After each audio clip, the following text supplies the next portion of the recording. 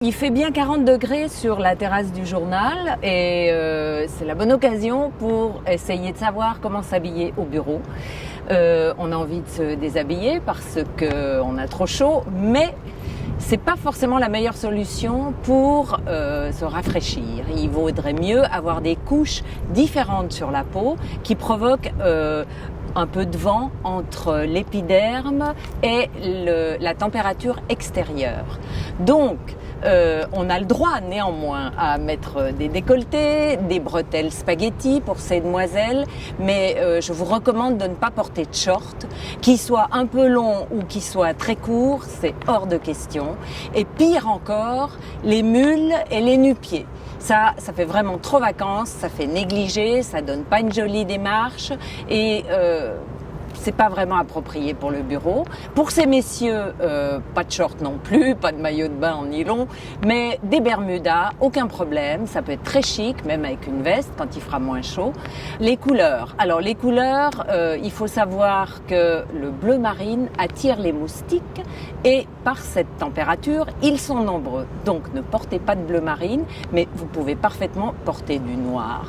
Ça peut être tout à fait paradoxal sous le soleil et donner un certain genre. En tout cas, le blanc est approprié car il n'attire pas les moustiques et il n'est pas du tout incongru. Il fait pas mariage quand il fait très chaud. On peut vraiment porter du blanc et jouer les premières communiantes ou les odalisques virginales, c'est parfaitement adapté.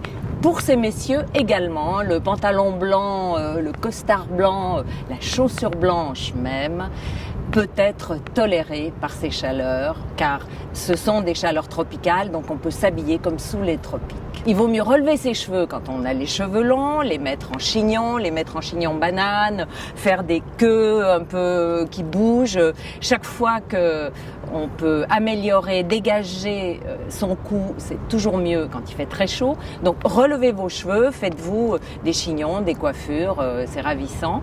Et ces messieurs également, vous pouvez faire un petit chignon pétole là sur la tête et bien tailler la barbe parce que la barbe ça tient très très chaud quand c'est broussailleux dans le cou. Pour terminer, les matières, on sait que ce sont les matières naturelles qui marchent le mieux dans la chaleur, c'est-à-dire le coton, la soie, encore que quand on transpire avec de la soie, c'est horrible.